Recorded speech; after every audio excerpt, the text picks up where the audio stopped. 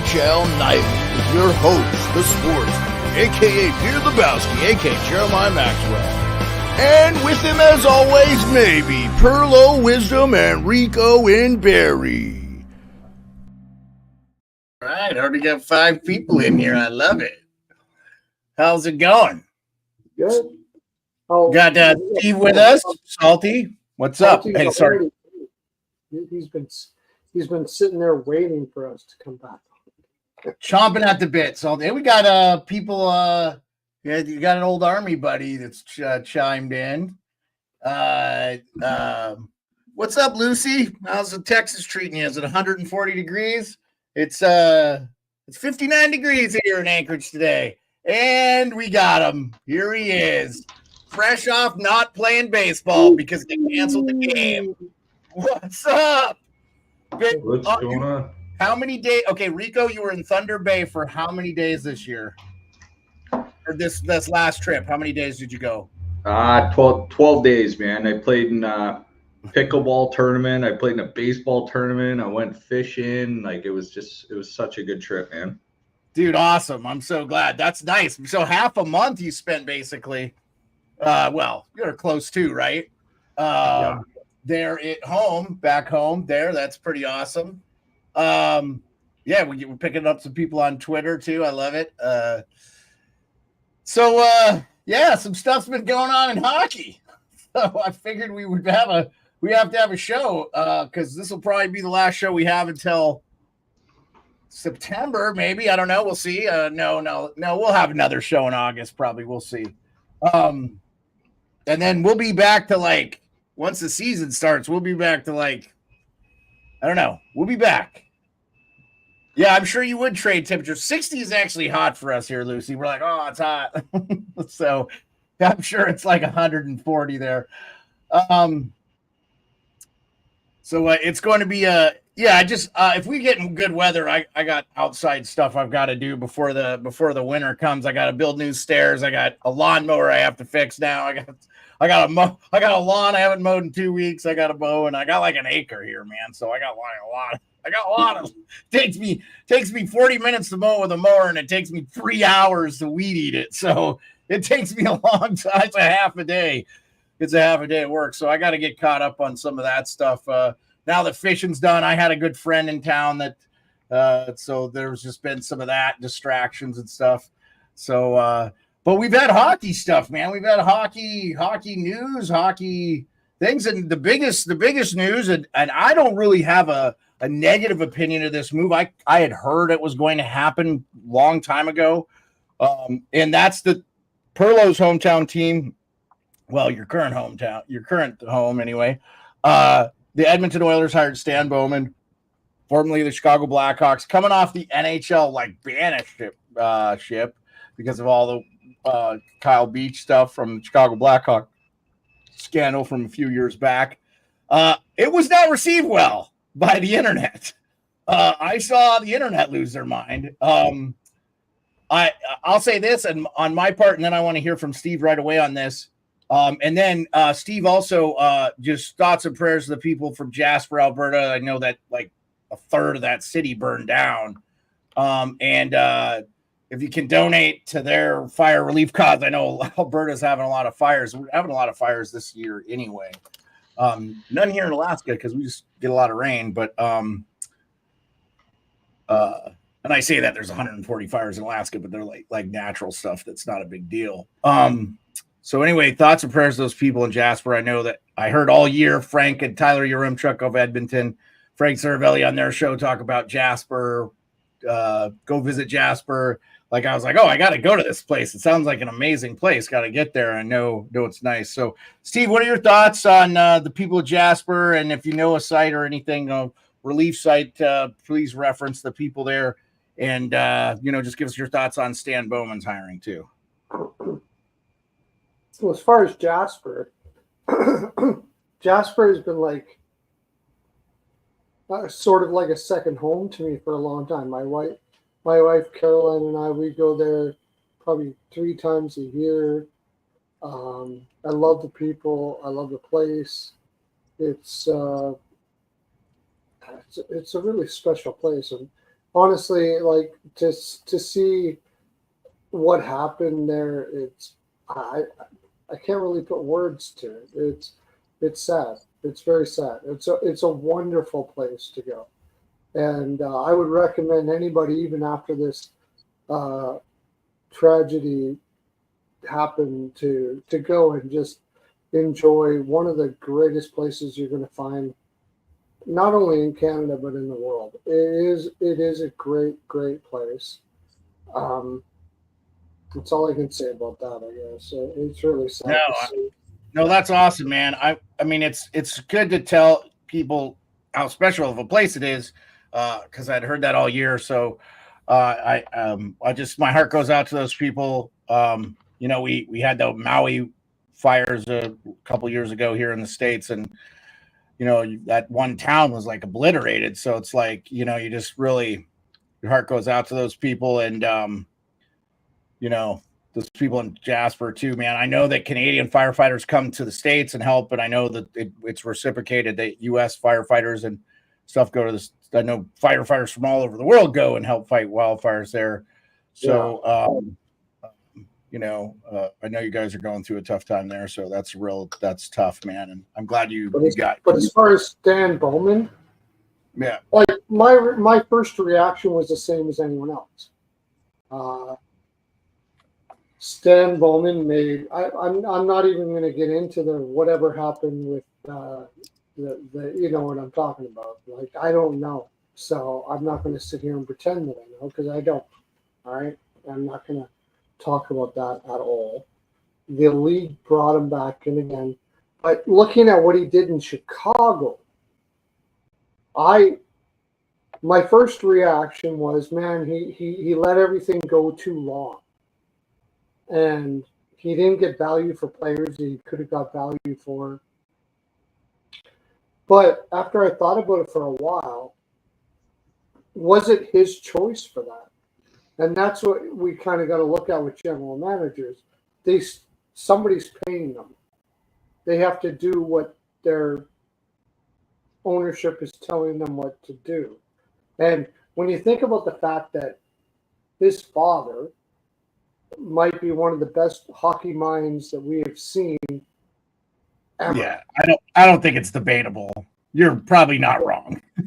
Yeah, right. So if he's not the greatest coach of all time, I mean, yeah, exactly. I mean, he when he went to Buffalo as a general manager, he had some hiccups or whatever the case may be. But I mean, when you're talking about the Wirtzes here, what they say goes, and you got to do what they say and try to do the best you can with what they say. That's the way I see it, right? So when you look at it from that perspective, did he do as best as he could in this situation that he was put in? Maybe. And maybe I'm wrong. Yeah, so if you read the report, not to rehash, but just like, I'm not absolving Stan Bowman of anything, but everything went through the proper channels, and the president of the team, John McDonough, said he would handle it, and he did nothing. And he gets zero blame for this.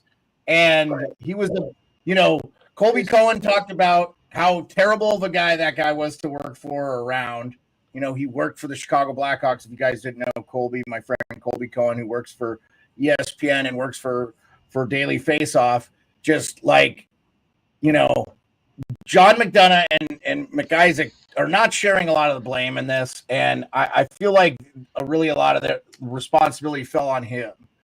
And if you read the report, you really can't blame Quenneville and or Bowman, but where you could have blamed them is, once nothing happened from John McDonough's side, they should have reported it to law enforcement. And regardless of the crime, they should have been reported to law enforcement. Yeah. But I wasn't even talking about that. I'm talking about how long Chicago took to start the rebuild. Yeah. That's fair. Was that all Bowman, or was that? But you couldn't predict, like, to Pearlo, like, just to be fair in that regard. Like, I say challenge him on his trades and stuff, but like, no way you could predict Jonathan Toews would basically have this thing through COVID that sort of ended his career. You know what I'm saying? Like, and you know, Patrick Kane having him, you know, like, I mean, he's still playing in the league, so like he finished his deal with the Blackhawks. You can make a really darn good case that he should have made moves before any of that. Right, but that's fair. Managers have to answer to owners. Yep. And that's where I'm not. We'll see. That's what I say. Managers have to answer to owners, and this is what people forget. Like, because a manager didn't rebuild at the right time, if you have an owner saying, I don't want to rebuild, you figure it out, dude. You know, we got sponsors here that need to pay money and all that kind of stuff like that. We want to rebuild, we're going to lose it all, I'm going to lose a ton of scratch. Yeah. You figure it out. Rebuild on the fly. I feel that happens in that situation. Does that make him a bad manager? His job is to manage what his ownership is telling him that he needs to do. Wilson in San Jose is a good example.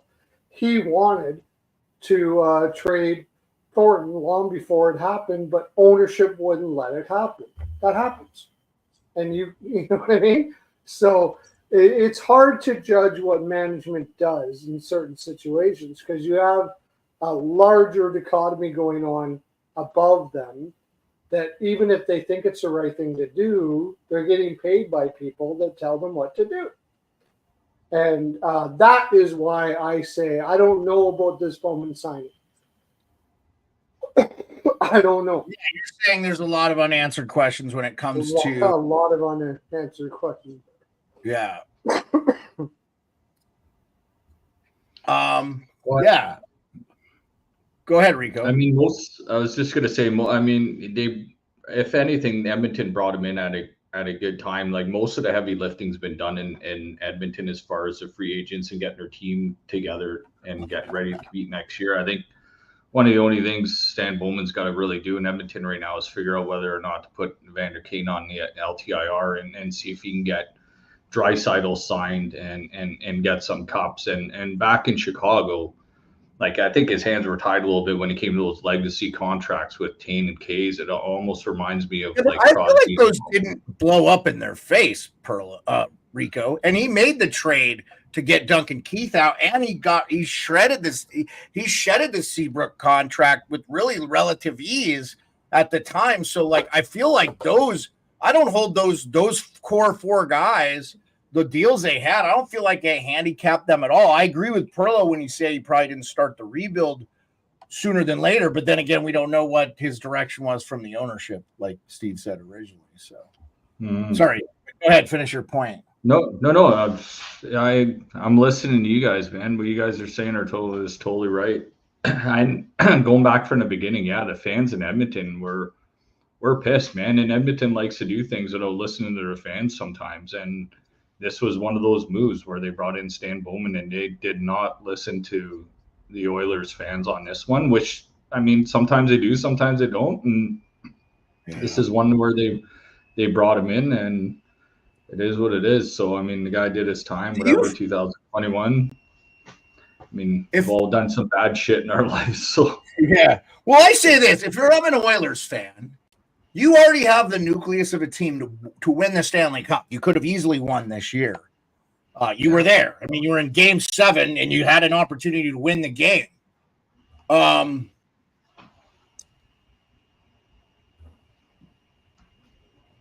I kind of feel like there's not much for him to do. Jeff Jackson, I thought the Oilers did a lot of things in the offseason. Like Pearlo and I both agreed the Jeff Skinner thing, I don't think that's going to work out. I actually would rather have Evander Kane in my lineup than Skinner. But if Kane's a problem behind the scenes or he's injured, which it sounds like he's got like some injury things, like you said, we just checked on cap wages, by the way, for those of you that was cap friendly. We talked about Puckpedia, but there's also cap wages. You can check it out. I texted Steve and Rico the link, and they hadn't checked it out yet. Rico, I hadn't talked to you. Have you checked out the site? Sorry, which one? Oh, it's called Cap Wages. Anyway, no worries. You don't have to check it out. Yeah, no. I saw that you sent it to me. Yeah. Yeah, it's just another tool to check because a lot of people were griping about Cap Friendly going away, and it does have a lot of the tools that Cap Friendly had. We just lost Steve, so he might be checking it. Edmonton's only 341,000 over the cap right now, but that's with 21 people on the roster. But Steve said before we started he thinks Cody Ceci will be the guy they move. Which if they traded Cody Ceci, that would free up about $3.25 million in salary cap. So that would give them a lot of space, probably to bring 3 other players up, right? So got him back here. We can go to the close shot too. Oh, Steve, I put you in. Oh, you changed your name. You didn't have to exit to change your name. You had to leave. Yeah. I was like, he's got Steve Duncan on there, but you must have been using it for somebody else. Yeah, so it'll be interesting, but I really feel like just with some minor tweaks, Edmonton really is going to be the team that they have right now. They're going to have McDavid, Draisaitl, Hyman, Nugent Hopkins, Kane, probably that Victor Arvidsson signing. We really didn't talk a lot about that one. That's a nice pickup. They got Skinner. Now Skinner, they're paying $3 million. I didn't realize he was getting that much from them. And hey, Andrew, thanks for being with us. Adam Henrique, which they bring him back. Yeah, and Mark, I thought he was really good for them. They signed him to an extension. Corey Perry coming back. I thought he was largely a non-factor. That one was a head scratcher for me to bring him back at 115. But Connor Brown, he played well in the playoffs for him. And then Derek Ryan, James Hamlin, Dylan Holloway. Dylan Holloway, I guess, is not been signed though. He's an RFA. We haven't talked about that. What's going on there? They got Broberg and Holloway to get done. So those are 2 deals I guess they got to get done. Bowman's going to have to get done. First order of business, huh? I mean, obviously Draisaitl extension, but first order of business, Dylan Holloway and Phil Broberg, right?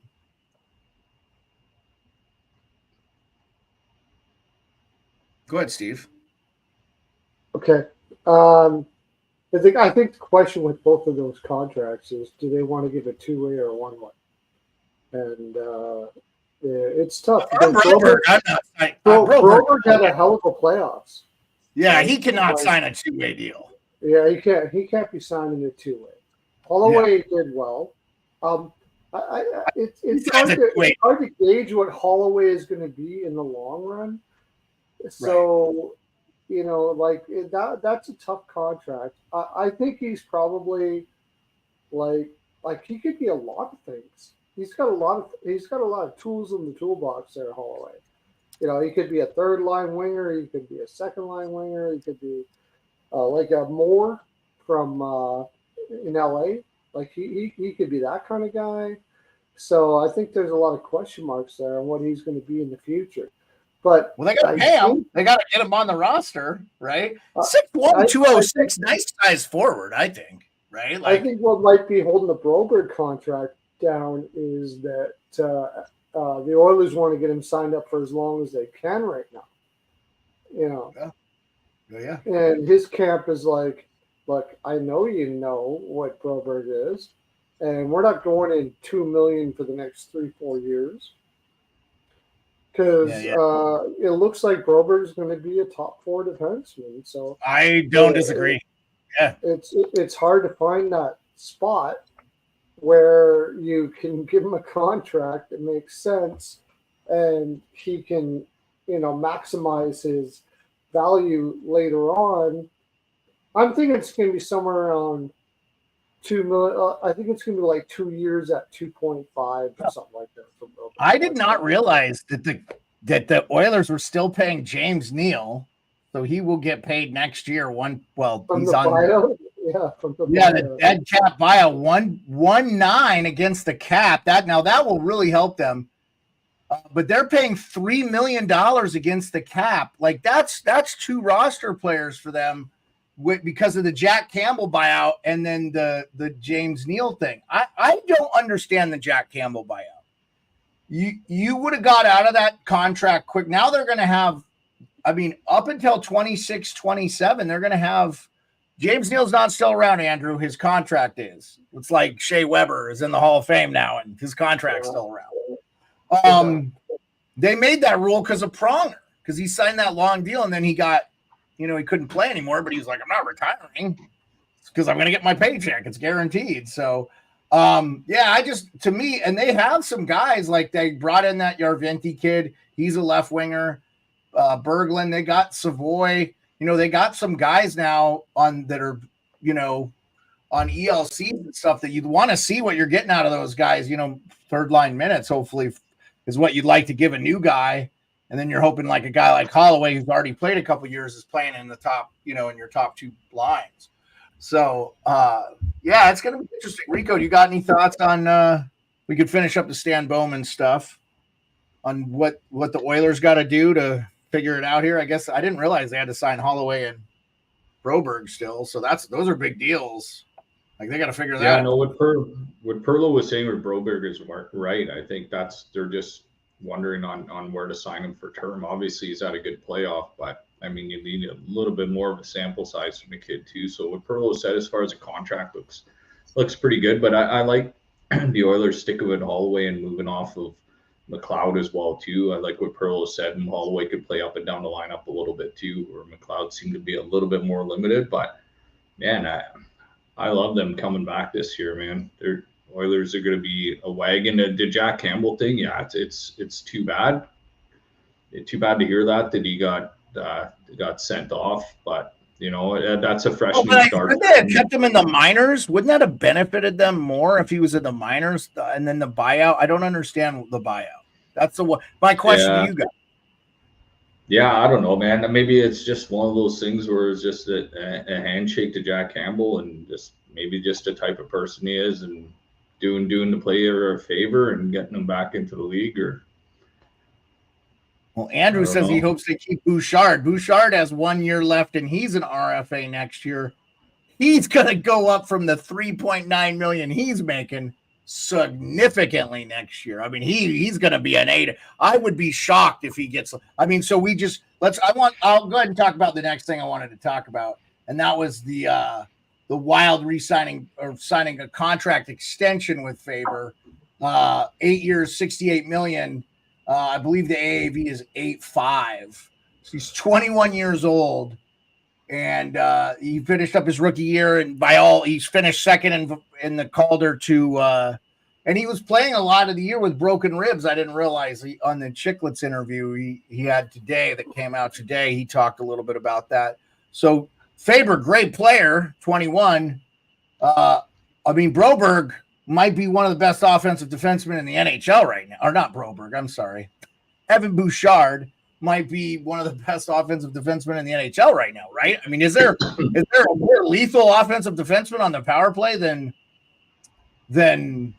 oh yes, I agree, Salty. Faber and Bouillon is going to be scary. They had Spurgeon and anyway, I'll go to their team here real quick and we'll look at them.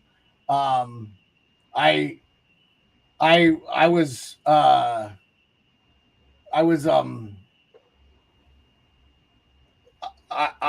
was very impressed with Bouchard this year. Our friend Raybro, Ryan Tubick, has been talking about him for years, and Bouchard was lethal. I mean, I think when that kid figures out how to play like some semblance of defense, he's going to be spectacular, So as soon as Ekholm got there, you saw Bouchard just so much, man.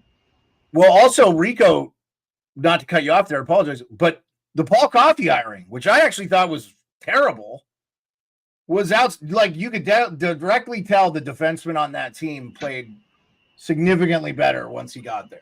Not surprising. And going back to a guy like Broberg as well too, like maybe Paul Coffey helped that guy. All of a sudden he came out of nowhere.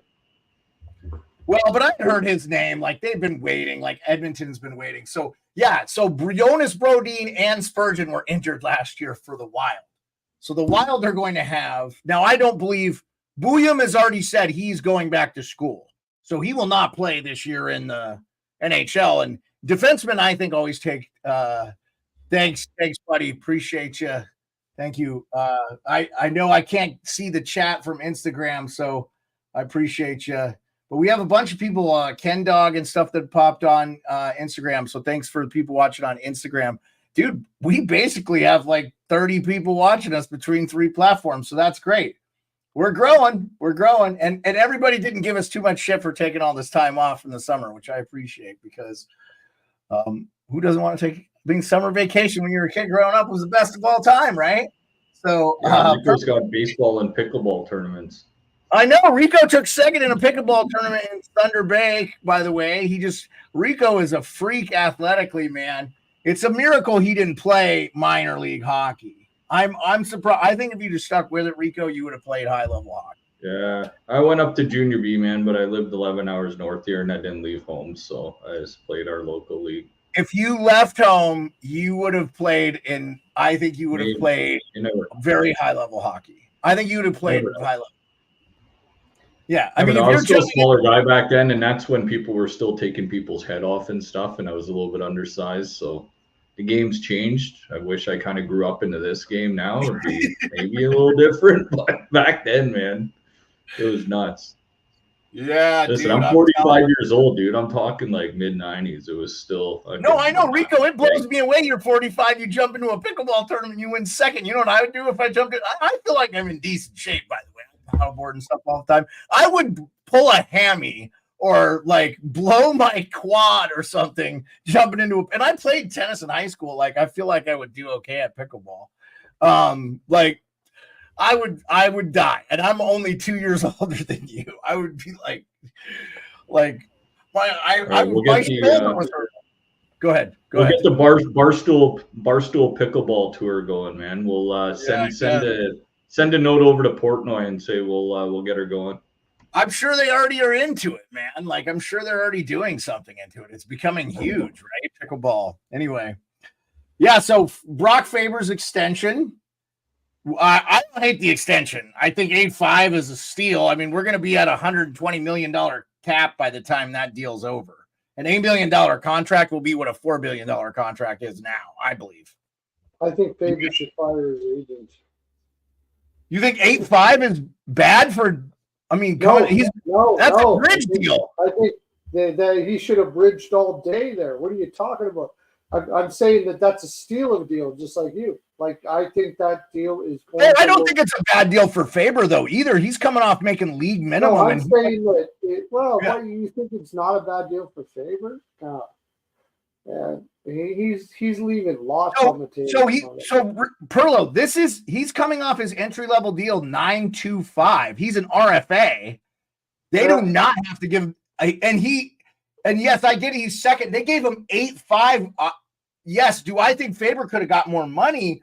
But like he's gonna be 28 years old when this contract ends. He's gonna be able to get another fucking $70-80 million, maybe $100 million he might be making $10 million at 28 or 50. 8.5 by the end of that contract with the way Faber's going. It benefits, and if he gets injured, he just got $68 million. That's the whole thing. Is if he get injured. So. Yeah, if his he's a Minnesota boy too. Yeah, You want to hear a crazy stat? He's led all rookies in ice time since 2000-2001. He's logged the most ice time that year since 2000. Yeah. Unbelievable, for sure. But for a 21-year-old, that's impressive. For a 21-year-old, that's a hell of a contract for Minnesota to get him at 8.5. I can't see how Faber fades from here. By the way, Pearlo, he's the second highest paid player on their team now. Yeah. After signing that deal, they don't have any albatrosses of deals. That what's killing them is this next. Yeah, but this is the last year they really eat shit on it. They have $14 million against the cap this year. Next season, after this season, it goes down to $1,666,666. So, hey, Dash, what's up, brother? Yes, thank you, man. I haven't been following the New York Giants stuff, but I will listen to a little bit of the shakedown tonight. And I don't blame Guerin for doing what he did. Imagine what a great deal. Imagine if you had Parise and Suter at that money on your roster right now. It'd be worse. Well, if they have the $14 million off the cap right now, imagine what they can do next year. Because I heard they were in mills for Gensel. I heard they were going to take a run at him because they're a team that, like, Zuccarello's getting older. He's 36. And then outside of that, Marcus Johansson, like it's probably his last year this year at 33. We'll see.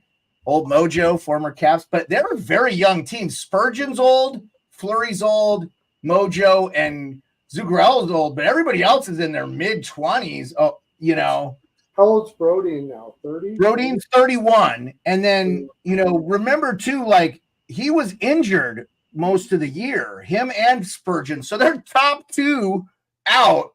And that's what makes it so impressive because, they got Middleton, Bogosian. They got some other good guys in that thing. It's going to be interesting, man. And then, of course, they drafted Zeev Buium, who I think is going to be an incredible defenseman in this league. Yeah, could be. So we all like the Faber deal. Pearlo thinks it's great for the team. I think it's great for both. I think you can have a win-win. I mean, 8.5 doesn't sound like an overpay to me. I think if they'd have given him any more. So let's just go right into the next deal that I wanted to talk about, and I didn't put it in the thing. But I was a little bit surprised to see Travis Konechny sign that deal with the Flyers. Did you guys, what were your thoughts? Go ahead, Rico, start off. Did you see that deal? I'll get you the specifics here. Yeah, no, I saw the deal. I mean, I thought maybe he might have been traded at the last deadline. I mean, his name was kind of thrown around there as well, but obviously part of the core there in Philly long term, so it's probably not going to hurt at the end of the day. But 8.75, I think his cap hit was. Yeah. I think he's pushing around 27 or so. So I mean, I believe he's 28. 28, yeah, okay. So, man, good player. Obviously, Tortorella and Jones. 8 years, $70 million. Yeah. So that's just under 9 a year. So I think that's pretty good on Konechny's part. I think he is 27. Yeah. He's 27. What do you think? A win for the Flyers or a win for Konechny? I think a win for Konechny. Oh, God. A win for Konechny, but if he puts up 80 points, like, let's see how this – we'll talk about him too, because Matvei Mishkov landed in New York, and Keith Jones and Danny Briere were there to pick him up at the airport at JFK. Pretty crazy. So if Mishkov, who's 20, is a factor, I like Konechny. He's a versatile winger. I honestly think when Konechny's good in this deal, but he'll only be 35 by the end of this. If he stays in shape, he's a London, Ontario kid. Like, come on, this guy will play as long as he wants, as barring injury. And then if it's injury, it doesn't hurt the team anyway. So I don't hate it.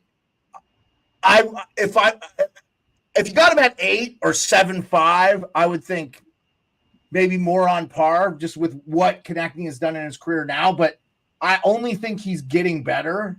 I like the deal, but like, is it a no? I think it's a 2BT, right? I don't hate it. And like Saravelli said, when the cap's $120 million, like an $8 million contract is not going to be a hurtful contract. It'll be like a $4 million deal now, where we're like, you got a guy, $4 million, he's not working out, whatever. It's not, you get the cap relief, or you can move that contract pretty easily.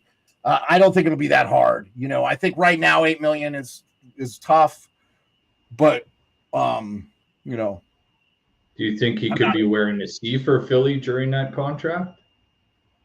Well, Couturier, they just gave the C to, so I really hope that, they don't just take it away. But during the contract. Oh, yeah. He's there for 8 years. Do you think he'll become the next captain of the Philadelphia Flyers? Yeah, I mean, I think he already waivers an A for him, correct? So, yeah, Pearlo, what do you give us your thoughts? I'm curious to think. I think it's all the money. Like, they're not getting a deal on this. Like, it's all the money. And I think Konechny is kind of a lucky to be in the circumstance that he's in, because Philly is putting all their chips in on Michkov here right now. And yeah, but he's a ways out, Pearlo. Like, he's 20. They're not, I mean, yeah, it doesn't matter. They want to make sure I mean, look, they want to make sure that Michkov knows that he's going to get paid. Like they went through hoops to get Michkov here. Michkov had when he was going to get drafted, he could have been drafted by anybody. No, I agree. He said no to everybody, but I heard the comparison. I heard the comparison to him as Kaprizov, and we just talked about Minnesota. If you just possibly. got Kaprizov, but remember, Kaprizov didn't come over until he was 25. We're talking about a man. The fact is, everybody before Philly wanted to draft Michkov. Philly went out and gave him everything he wanted, and now they need to show them that they're willing to pay their players. And he's got to get to his entry level deal, but yes, I got it. I'd say this is borderline and overpay for Connect. But I think hey, Pearlo, I do not think you are a minority of the opinion. Yeah. I do not. I think you are the majority of people that I have read and heard think that this is an overpay for Connect. Borderline overplay. He's 27, not 28. I heard 28. He's 27. But you got to remember, not only do you have to bring in Michkov, you have to convince him to stay.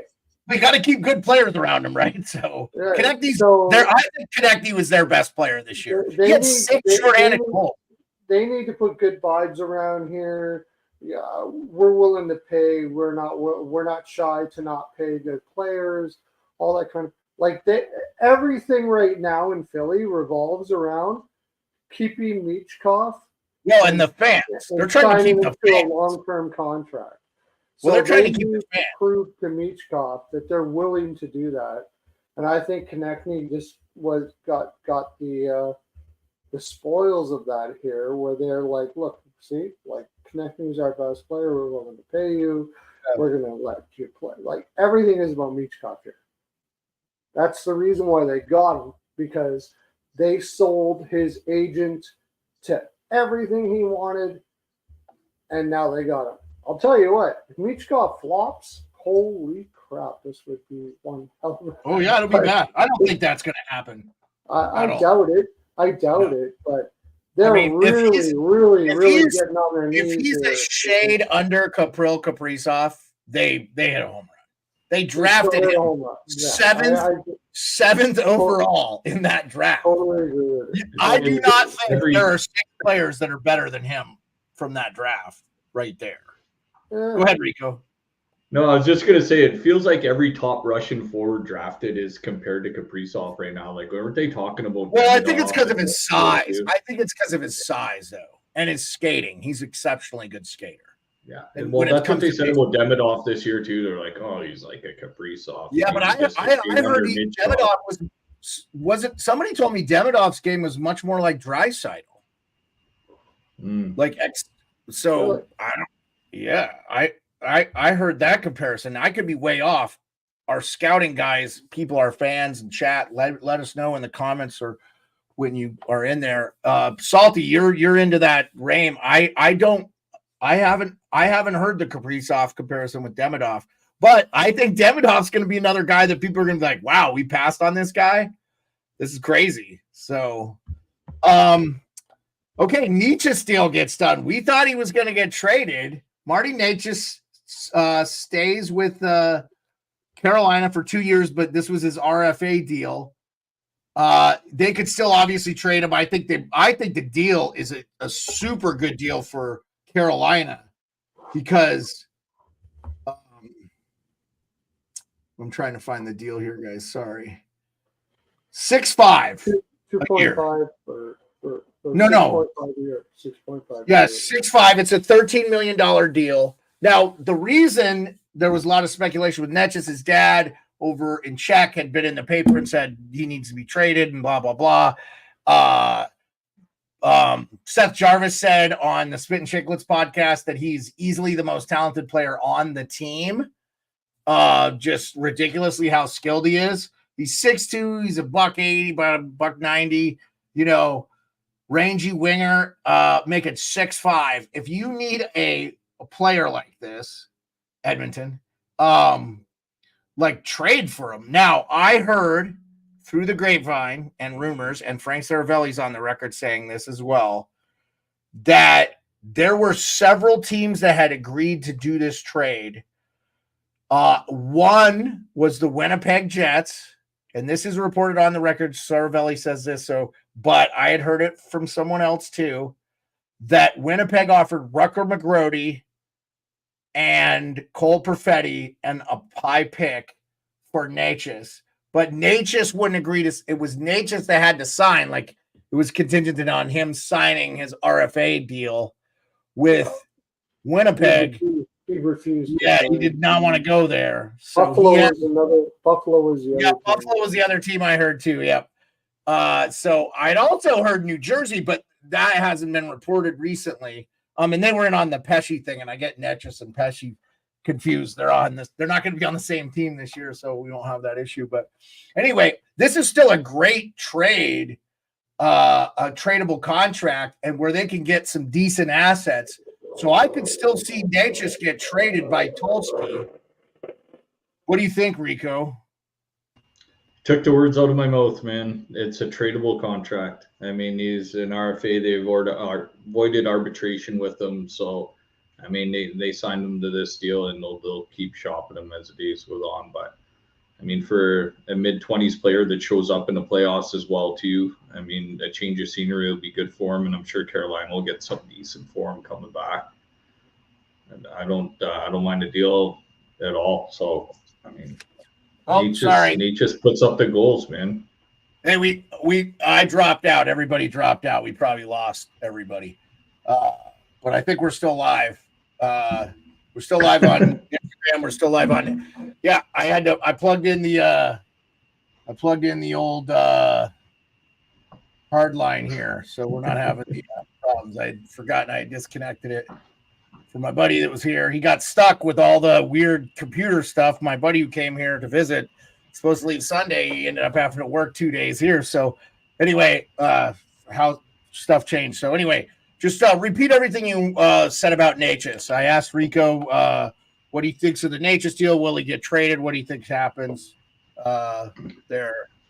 Go ahead, Rico. Yeah, no, I agreed with you, Beard. That's a tradable contract. That's the first thing I thought of when they avoided arbitration and they signed him to that 2-year deal. And you know, he's a goal scorer. He shows up in the playoffs in his mid-20s. Needs a change of scenery. He'll work, and there'll be teams out there looking for a player like him. So that's the first thing that came to my mind when they signed that deal too. Yeah, that two seasons where he scored 24 or more goals in the last 2 years. He had 28 in 2022, 2023, and he had 24 last year. He only played 77 games, and he had 24. His assists was way down, so he went from 71 to 53 points. Might be why teams were a little reluctant to give up too much for him. And I feel like he has a place he wants to play in his head. Pearlo, do you have any insight on that? Or this is a weird one. Because I think they really thought that they were going to be able to sign Gunsel. So I think they really believed that they were able to do that. And for that reason, Natchez was kind of on the block to make some space to get Gunsel signed. And that didn't happen.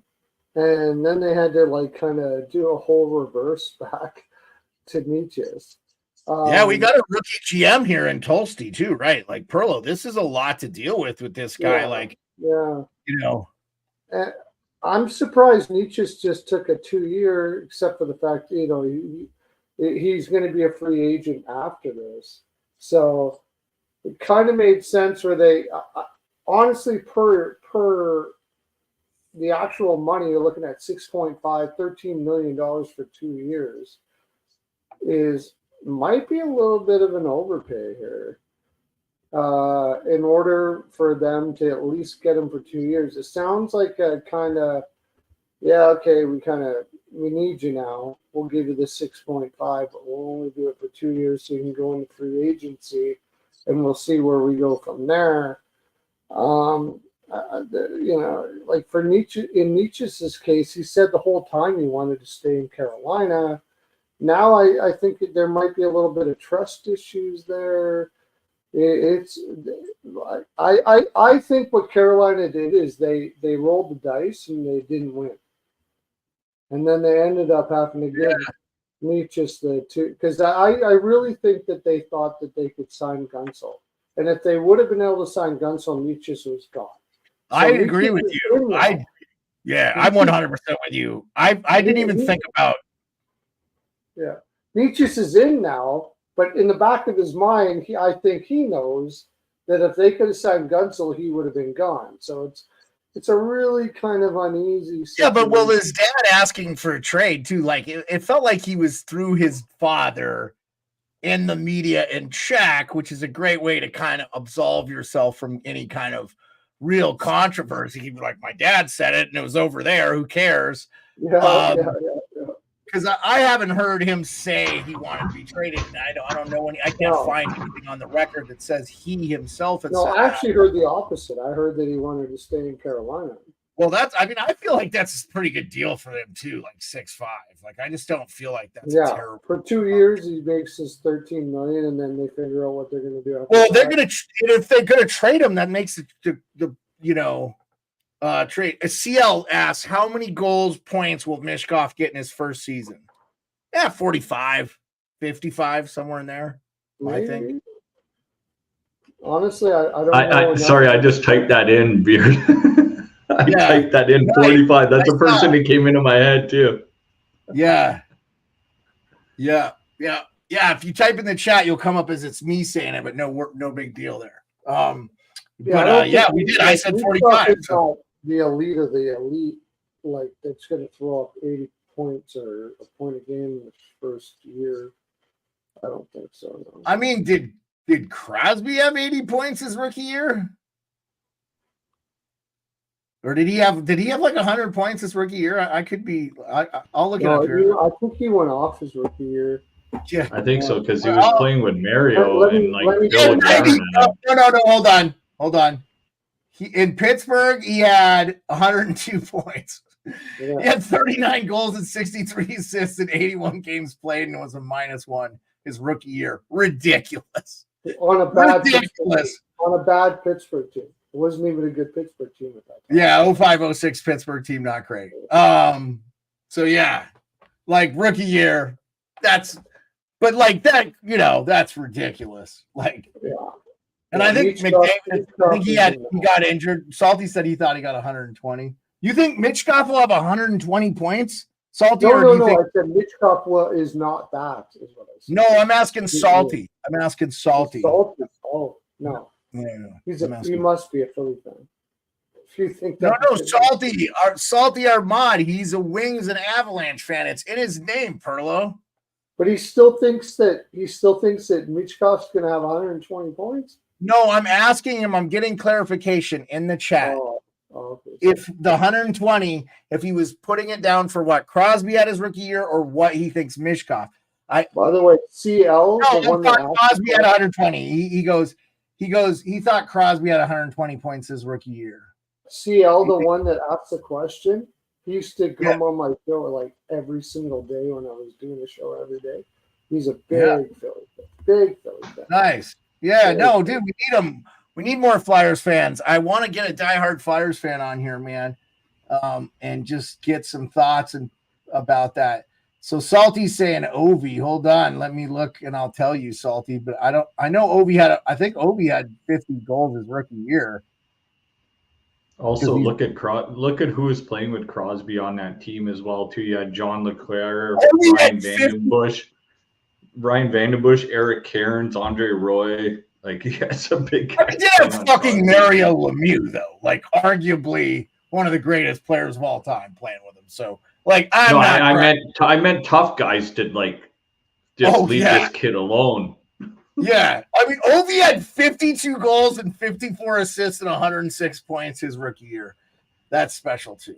Like, dude, that's why Ovi, if you didn't see the article, Russian Machine Never Breaks, came out with, Ovi said, I would have already passed Gretzky's record if it wasn't for all the lockouts and pandemics and stuff. And I easily would have scored 75 goals.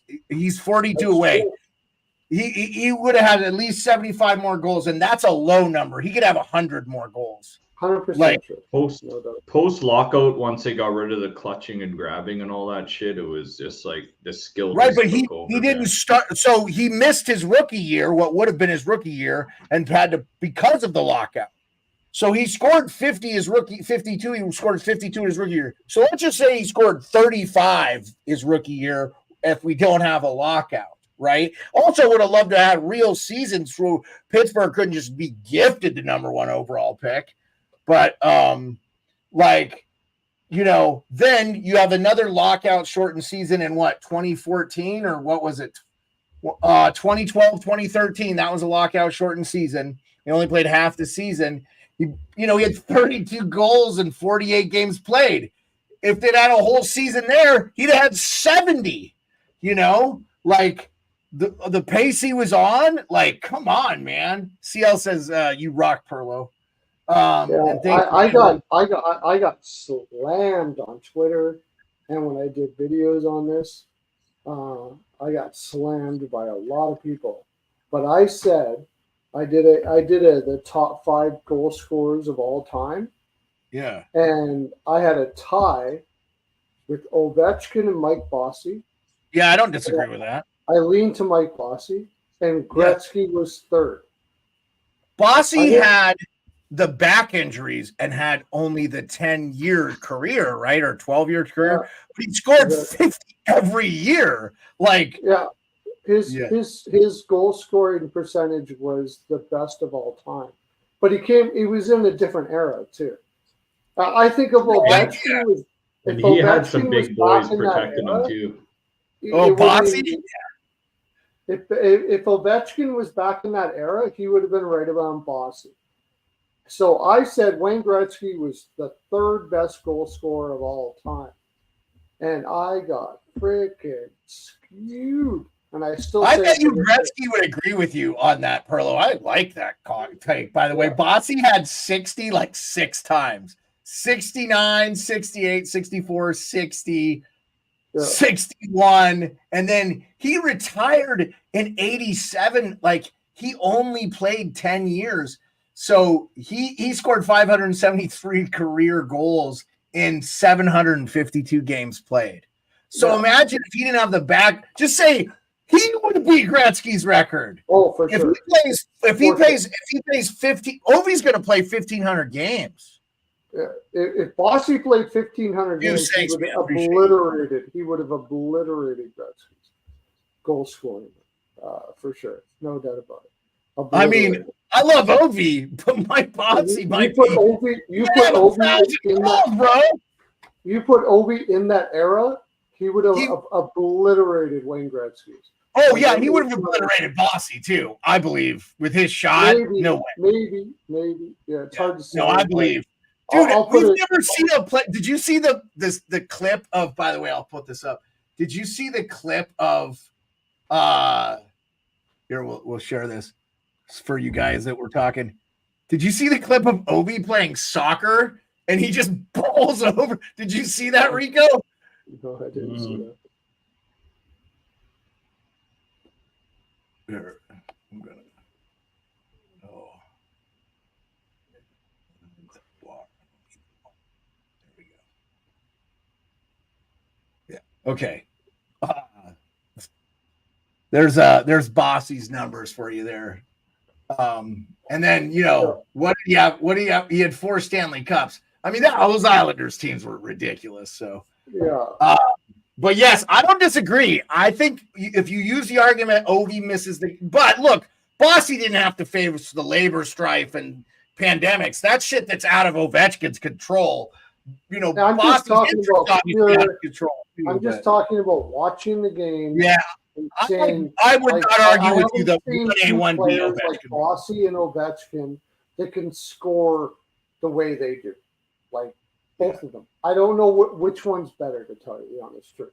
Yeah, I mean, I always feel like Wayne Gretzky was what he did better than anybody ever in the game is passing. Yeah, like I mean, fuck, you take all his goals away, he's still the all-time leading scorer in the NHL. How ridiculous! Yeah. That was the most ridiculous stat ever. If you took he's the all-time leading goal scorer with 852 goals or whatever. if you took them away, he still has more points than anybody else. And fucking Gordie Howe played 26 years, man. Like, you know, after that, it would be Brett Hall, Bobby Hall. And I'll tell you what, if he could get his head together, Patrick Laine is one of the greatest shots I've ever seen. But hey, I heard he had a shoulder injury and now he's clear. I'm glad you brought that up because that's the next thing I want to talk about. Oh, good. Segue. Right on. Yes. So thank you, Pearlo. Patrick Laine has been cleared by the players' assistants, and he's been asked to be traded. This has been reported. Aaron Portzline covers Blue Jackets for The Athletic. By the way, got his kidney. Shout out Aaron Portzline. We'll talk some media stuff too because there's a big thing happening in Canada. I want to get your guys' opinion on. No, I'm not talking about the soccer team cheating. By the way, I don't give who cares? Like soccer, but like he's got a shoulder, he's not cleared from the shoulder surgery he had to have. So I don't know if they downplayed that or what.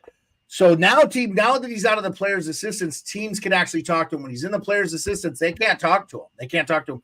So I think we will see somebody trade for him. Now the deal with him is, and I'm going to be interested. I don't know what his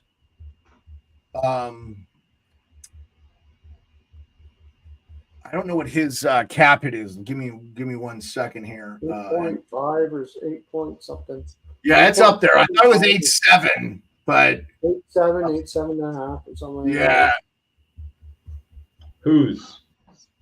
Laine's. I got it right here for you. Yeah. It's 8.7 or 8.5, somewhere around there. What in the heck? Here, it's cut up. Oh, Edmonton signed him. Who? Laine. Half hour ago, Edmonton signed Patrick Laine. Shut up. Are you serious? No. That would be a good move for them, though. Can you imagine if Laine finds his shot, you put him on McDavid, you're going to be unfreaking stoppable. If you think it's already ridiculous. If you take a penalty, they're scoring. They're going to go like 90% on the Rico said that because I would not approve. I would very much approve of that. I would rather have Laine than Skinner. Yeah, for sure. I'd take Laine all day. So Laine makes 8.7, but here's the thing. He's only got 2 years left on the deal.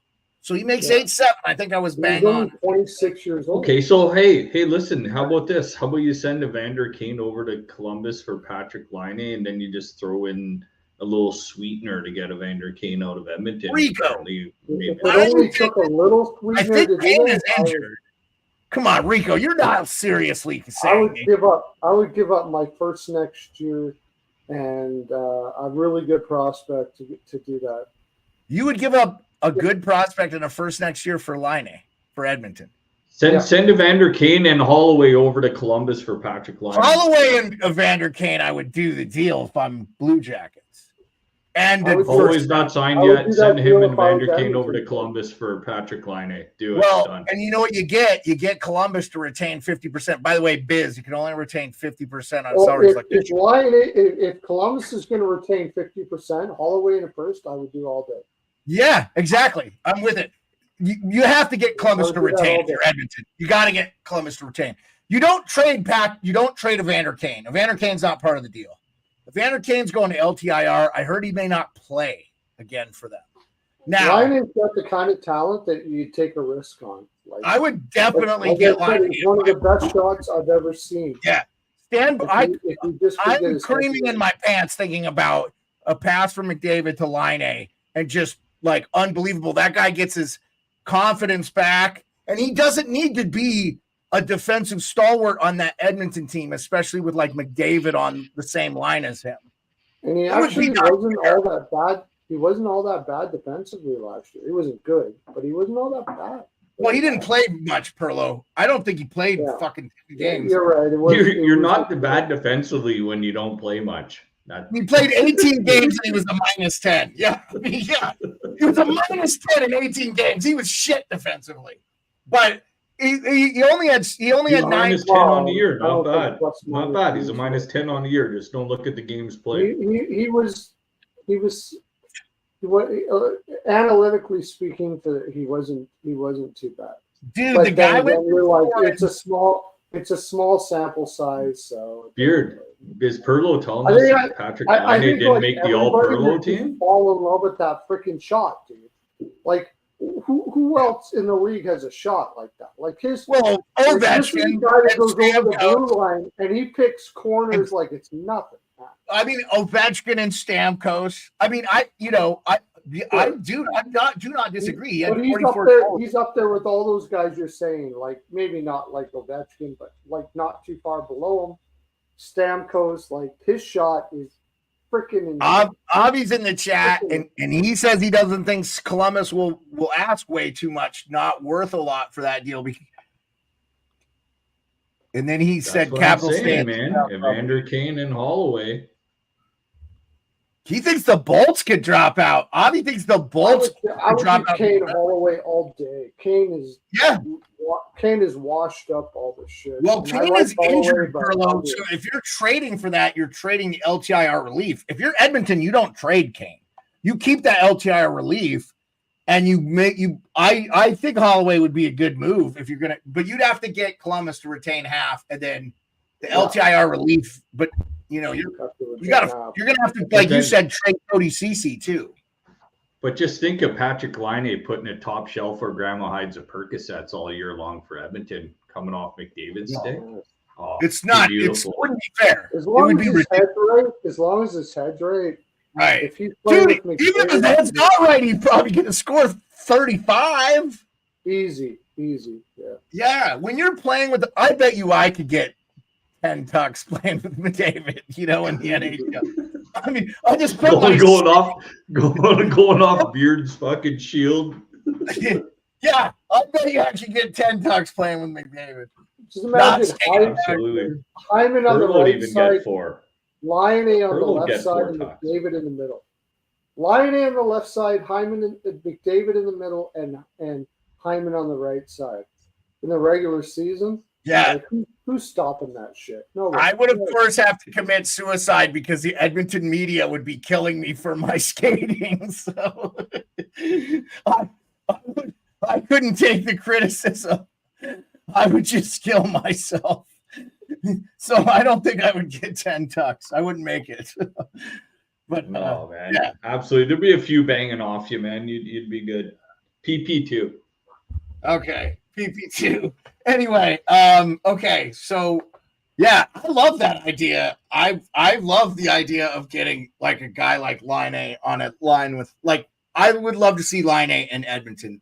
I think for one, I think the Finnish guys, I actually don't think he was bad in Winnipeg. I just think Winnipeg was in a hard place, and Dubois wanted to get traded. I thought Dubois was more the onus of that deal, and just Columbus was like, I actually thought at the time that was a pretty good deal for both teams, considering what we thought Dubois was going to be.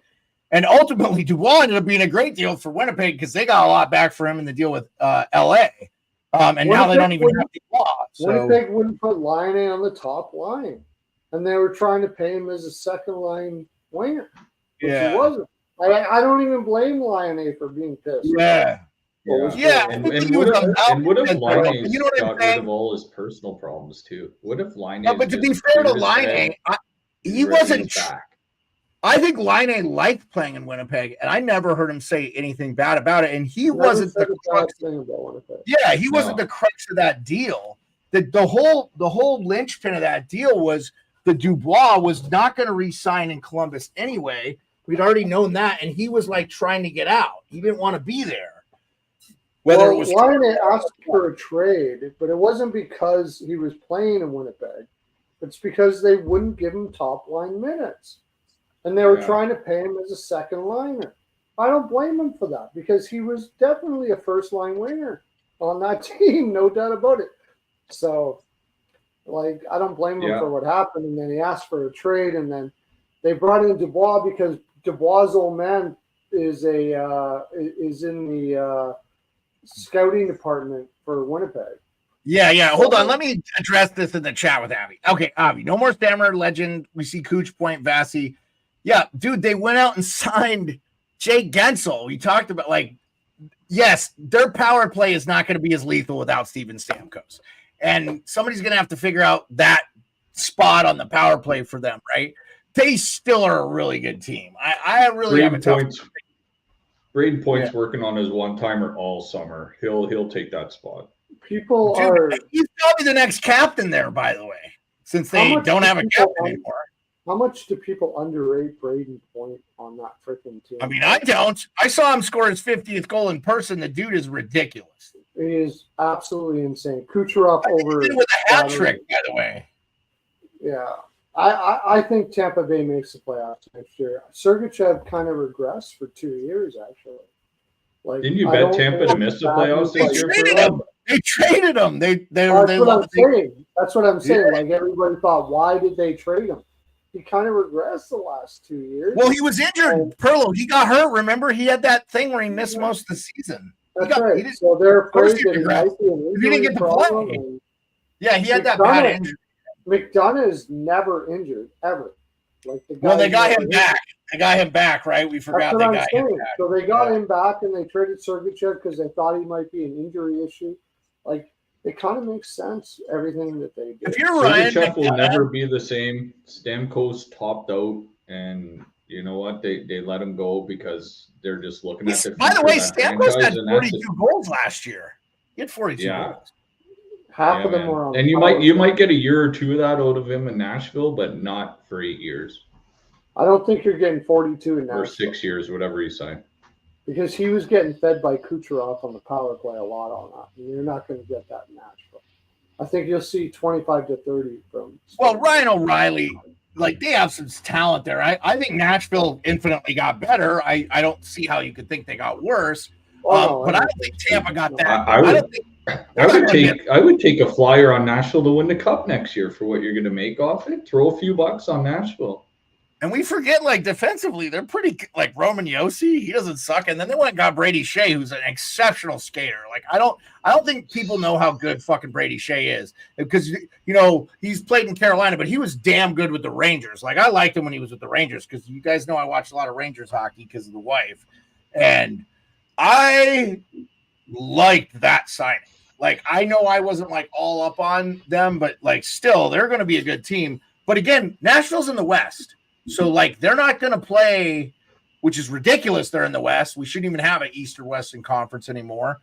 We should have regional divisions and just, you know, regional playoffs until you get to the Stanley Cup. It's what it should be. I don't know how you can't think Tampa Bay didn't take a step back on their power play, but they might be better than they were this year. They lost in 5 to Florida, remember? So, like, and they didn't add youth. Like, they added McDonough, lost Kev. And Matt Dumba's there too. He's on the all Pearlo team, but he's still not bad. Yeah, but they're not going to ask Dumba to do too much there either. Like, Dumba's not in Tampa Bay. Dumba got traded. Dumba's not in Tampa Bay. Is he not? No. I thought they signed him as a free agent. He's in Dallas. Dallas signed him. Oh, yeah, you might be right there. Which was I was going to bring up the fact they traded for Dumba. Yeah, they traded for Dumba. They let him go. Dallas signed him. And Dallas dumped Dumba. Dallas dumped Ryan Suter, so they bought out Ryan Suter. So Dumba will take Ryan Suter's spot in that third spot. I like Dumba in the third spot for Dallas. Well, I don't agree. You know me. That's all. Yeah, you don't like Dumba, but Dumba top line Dumba. You know what I got to say though? I was doing like in the off season I do a lot of analytics stuff. Sherratt actually was an average defensive player for Detroit this year. What? He was. What is that? Pearlo? Sherratt was an average defensive player for Detroit. Let me just write this down. But hold on, you haven't spent that much, maybe because we didn't talk a lot of Montreal. Or not Montreal, Detroit Red Wings. We didn't talk a lot of Detroit Red Wings. I don't remember having too many conversations about Ben Sherrod. I mean, maybe one or two where we were like, "Oh, okay, yeah." No, he was on the all. Oh, was he on the He was on the All-Pro? All-Pro team. Oh, We yeah. just need to do an official go back, comb through all the fucking But videos. he actually had a good defensive year this year. So yeah. he's all Okay, well, we're Ben gonna do Sherrod. predictions. We're gonna do predictions for another day. I feel like we've had a pretty good show, but I did want to talk about Jeff Merrick leaving Sportsnet. Oh, So yeah. that means 32 thoughts. I don't know. I didn't hear anything. I saw Merrick's tweet. Here, I'll just read it to you guys. I think he just got paid up. So here, I'll just read it. Hold on. So first, and thanks for the outpouring and kind words on Twitter X. It really means the world to me. After 13 great years at Sportsnet, I'm moving on. It has been incredible journey, and I am thankful to have worked alongside so many great people and played a role in bringing sports and hockey and news to fans across Canada and the world. More to come, Jeff. Okay, so Jeff Merrick no longer at Sportsnet. Like, really, Sportsnet? Like, why did you get rid of that guy? I mean, Encyclopedia, loved listening to that guy, loved listening to that podcast. I like him. I feel like that guy is just. I think TSN just paid up for him. That's why. There's two words you think of. They realized that Freeman or like they could get a host for that 32 that podcast, but that could be at least. That's not the reason why people went in. It wasn't him that is the reason why people went and listened to that podcast. He was great, no doubt about it. I got you, but he did other stuff for them. Like that's fine. That's fair and good. Go, Rico. What were you overworked, underpaid, replaceable. That's what it seemed like the last few years with the NHL. With the MLB, everything that had to do with Rogers, they lost so many good personalities on the baseball, hockey side, all sides, man. They lost so many guys that have been there for so long. They're just cleaning house from the top down. It seems like at a certain level they started at, and then guys just started disappearing, man. Like even Bob McCowan on the drive home and stuff like that. Like just legendary Sportsnet Fan 590 guys just started getting cleared out. For these guys that are just coming out of college and stuff that are just working for 40, 50K a year and they're doing the job that they do. And man, like these guys are working the average job and they're doing what they love and they're bringing the content. And a lot of it has to do with like analytics and AI and everything now. A lot of these programs are generated and the true sports talk is disappearing. And you know what I miss most about it is the guys' knowledge, man. These guys have knowledge that these new people coming in don't have. They just talk about the daily, the yesterday, the tomorrow, but they don't talk about the history. And that's what I miss most about the personalities that are gone from these. And that's what TSN is. And that's what TSN is about. Like they don't even have a contract for the actual games, but TSN is about. Like, if you want in-depth analysis, you don't go to Sportsnet. They don't tell you much, really, anything at all. I feel what you're saying. I don't get the choice. So I have to defer to you guys. The only time I see those broadcasts, TSN or Sportsnet, is when I'm watching a Canadian team and I watch their feed. Yeah. And I sometimes don't have that choice for a lot of games. So, yeah. So, so I have to. From the Canadian perspective on Sportsnet, I will say though, I listen to Justin Bourne and Nick Kyprios. I love Nick. Kyprios and Bourne are a little different because Kyprios, you got to remember, he was hired by Sportsnet and he told them to stick it in their hat, and then they rehired him again. They brought him back. Yeah. They brought him back, right? That's where I met Nick. That's how I met Nick. That's a little different. Like everybody begged for Kip to come back. He started his own show, and then Sportsnet freaking And he did good. His show was great. It was him and Doug, and it was awesome. And I listened to it every day on that's a little different, but most of the guys on Sportsnet are not like that. They don't have an opinion like Caprios and Bourne. They just whatever. I have asked Justin Bourne to come on the podcast, and he has agreed. So we will get Justin on at some point. Okay, cool. And I have reached out to Nick, which Nick, I will shoot you this message, whatever we're at. An hour and 15 into this broadcast. I've asked Nick to come on. I would love to hear his thoughts. He probably isn't going to give us much on Merrick, and that's fair. But I just want to hear I'm really excited for this next season. We're going to have Mishkov. We had a generational kid in Macklin Celebrini. The Sharks are going to get better. Both their two young centers are going to play. There's so much. Edmonton, can they get back and win the cup? Can they get over the hump? I think they will. But what's going to happen with the Leafs? Hot Take Hockey, our friend John Viveros is, trying to, wheel and deal his way on the internet, trades and stuff he'd like to see happen. They signed Alex Nylander, which I thought, by the way, Alex Nylander was nice for Columbus. I think he had like 7 goals and 5. He had a very nice end of the season. I think he turned down some contracts to take that contract. It was an AHL deal too. It's not even a 2-way deal. It's an AHL contract. So his brother making big money there. I could see Alex Nylander playing for the Leafs at some point, which would be awesome. Which would be so awesome. What's going to happen there? Let's just jump into final thoughts. I'm going to let Rico go first. Rico, what are your final thoughts? Dude, it was just nice to get back together with you guys and shooting the shit about hockey. Like, I've just been diving into summer stuff and just watching the Blue Jays plummet and basically get rid of half their team. And now we're talking hockey again. Well, you kept Vladdy and you kept Bichette, though, right? For sure. No. I honestly, I'm happy with what they're doing.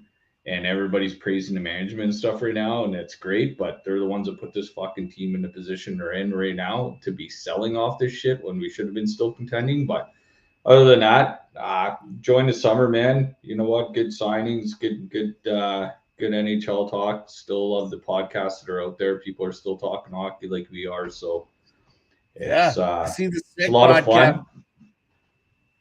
Yeah, it's nice to see your faces again, boys. It's nice to see everybody in the chat still talking hockey as well, too. In another 60 days or so until the NHL starts. So I cannot wait. And one guy I ran into back home, so we were playing in a baseball tournament, softball tournament. Who's on a team I'm playing against? Tyler Tucker, the little defenseman for the St. Louis Blues. I saw him at the dance that night and give him a little shoulder tug. I'm like, hey, buddy, so you guys signed Ryan Suter, eh? He's like fucking almost 40 years old. He's like, don't worry, I'll finish him. He told me. Yeah! I'm like, okay, buddy, go, man. You're going to fucking make the team. Yeah, I'm like, you're going to make the team, buddy. Fuck. He played a bunch of games for St. Louis last year, and he's a young kid, eh? We're playing in a baseball tournament against him and his other brother that got drafted, too. So we got a good little poke at him. Abby's just adding to your final thoughts. Teams like Vegas and the Devils are coming. Sharks and Blackhawks got better. Yeah, we really, we forget Vegas added Tomas Hertl and stuff like that. And then Salty reminded us the Amazon series. We're going to get that Amazon series, which I'm super excited about that. That should be coming out here pretty soon here. This is they followed like McDavid, they followed Tkachuk, and this is this last year, which is going to be crazy because McDavid and Tkachuk played each other in the finals. It's going to be incredible. We're going to get some hopefully we get some really good content, not some vanilla shit. I'm really excited. But go ahead and finish your final thought, Rico. Oh, dude, I'm done. I'm good. It was nice chatting with you guys and seeing all the familiar faces in the chat as well, too. So yeah, it was wicked, man. It was a good time. It was nice shooting the shit. Yep. And then Pearlo put his thing, Pearlo's NHL POW. Remember, I've got that on the scroll down there too, Pearlo, on the scrolling. It's there at Pearlo's NHL POW. Well, I wanted to say that the reason why I put that down there is, I'm part of BPAL picks. I give a lot of picks. This year is going to be and Rico just brought it up. And actually, it wasn't even just Rico, it was Abby. Sharks got better. Blackhawks got better. Utah got better. Detroit is maybe you could arguably say maybe isn't quite as. Almost all the bad teams from last year got better this year. You are looking at one of the best betting seasons you can find for plus money plays next year. I'm going to be taking dogs over and over and over and over again. This is going to be forget about the betting part of it. This is going to be one of the tightest years you have ever seen. Like, there are so many teams that could make the playoffs this year that didn't make it last year. I agree. There's not too many teams that are above anybody else this year going into next year. We're going to have an exciting, hard-fought 82 games next year. Maybe one of the best we've seen for decades. Give us a dark horse. Give us a dark horse. To make the playoffs? To win the whole thing? Give us a dark horse that's going to make some dark horse to make the playoffs. I say Utah makes the playoffs. Okay. I don't think that's even that big of a stretch. But I say Nashville wins a cup. Whoa, Rico. I love it. It would be awesome, honestly. I would be so happy for those fans because those fans are awesome, guys. Like, they're good fans. They have a good fan base in Nashville. Anyway, Pearlo, finish your thought. Give me a little bit of time to think about it because a dark horse is good. Well, can I give you one while you're thinking about it? Yeah, sure. I like the Vancouver Canucks. No, that's not a bad one. Yeah, I'm saying Edmonton's going to win the cup, but I think if somebody gets in their way, it could be the Canucks. Now, granted, they lost Zadorov and Lindholm and stuff. Boston's going to be better. I saw people saying Boston's going to miss the cup. Boston is not missing the playoffs. I worry about Toronto a little bit. Something about Toronto feels like I think LA is going to miss. They could miss. I would not be shocked if they missed. LA missing. But I mean, it's hard to take a dark horse because I just said that Seattle, you think will get in too. New coach, Bilesma's coming in. He's going to make an impact. Usually, you get that new coach. I could totally see LA missing the playoffs. It's going to depend on Bilesma a lot. I don't mind. I don't mind the LA missing the playoffs. I'm with you guys on that one. That one feels like that could happen. I just feel like, you don't make it every year, and they don't have a superstar on that team. It might not hurt them, honestly. I felt like a couple years ago with the Capitals, like I wanted them to miss the playoffs, like trade guys. It's time. The window is shut.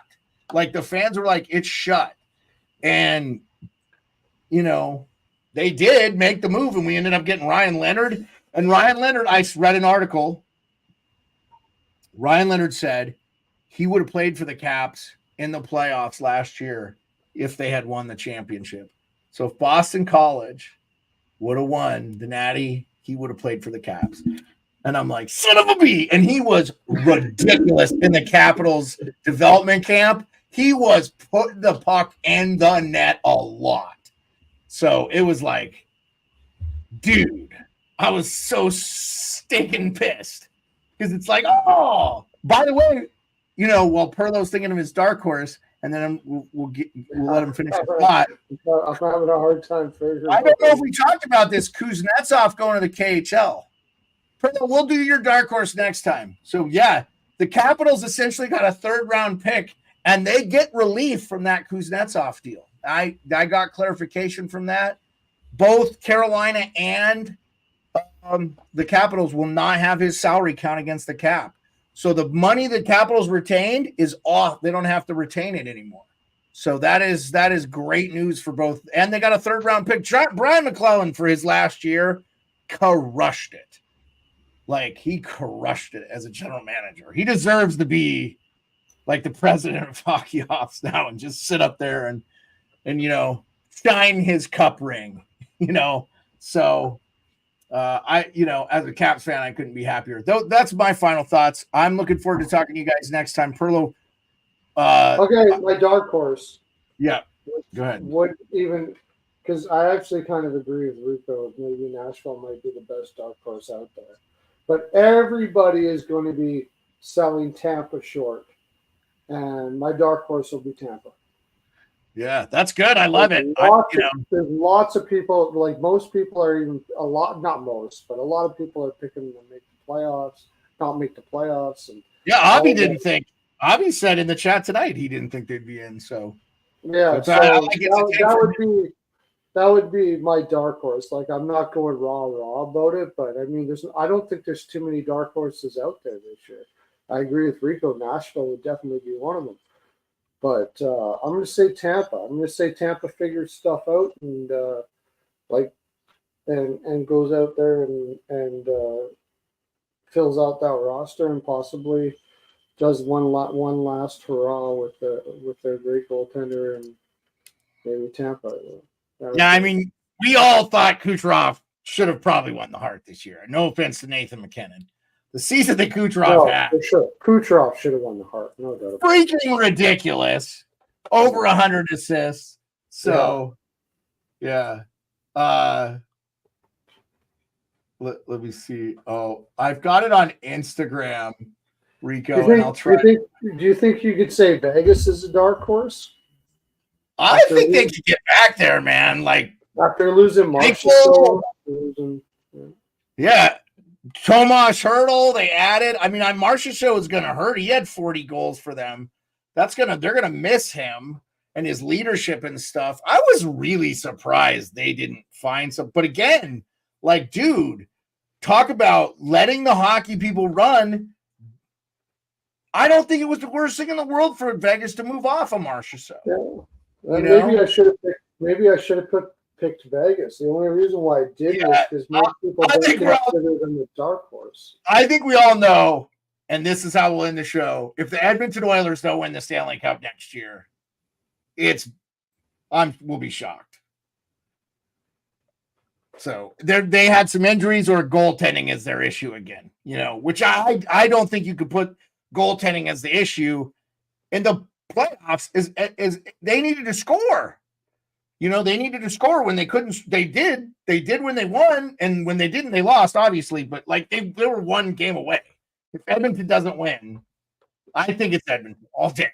And that'll be the way we leave it. But I wouldn't be surprised if Vancouver somebody upsets. Like I said, dark horse. If you tell me this, it's not going to be shocking. So, all right. Well, we'll get back together with you guys soon. I appreciate. Man, we had 30 people watching.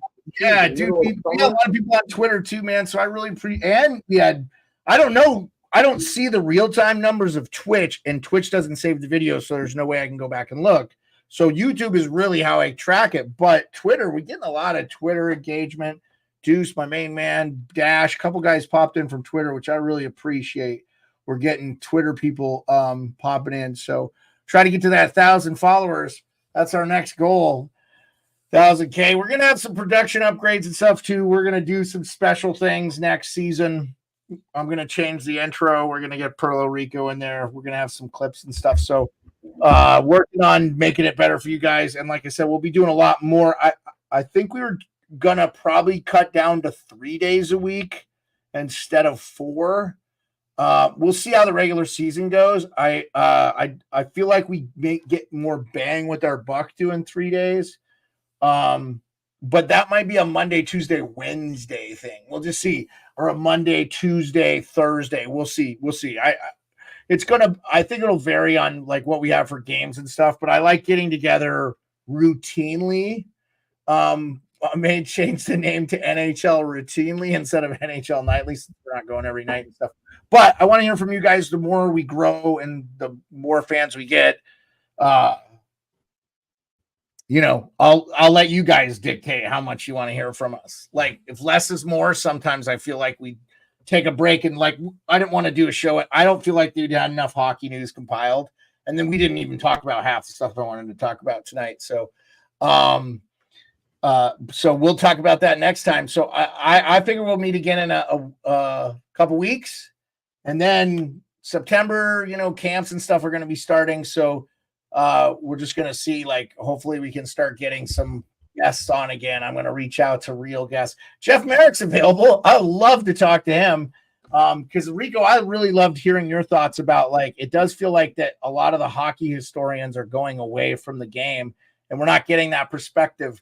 And I feel like I miss that. It makes, I'm with you. Like, I agree with that. I don't think we've lost it in the U.S. here because, like, Biz is kind of doing it a little bit too, which is like describing how the game should be played. And then, I'm not the biggest Anson Carter fan, but he's very versed in history and stuff. So he always references the past and stuff. So that was an outstanding point by you. And I loved hearing, like, you sound upset that Sportsnet let Merrick go, and I think you rightfully should be. If I'm there, I think you guys have a right. So anyway, on that note, thanks to everybody for coming out, man. We'll talk to you guys later. Again, just be looking. I'll try to update the community and stuff. So we'll meet again. Weather dictates. So, because we're going to spend a lot of these in the winter and it won't be a big deal, but I want to be outside in the summer and doing stuff. So some of that will dictate. So anyway, any major news we'll pop on and do a show or something, but I think barring McDavid getting traded or something, we'll just see you in a few weeks. Appreciate y'all.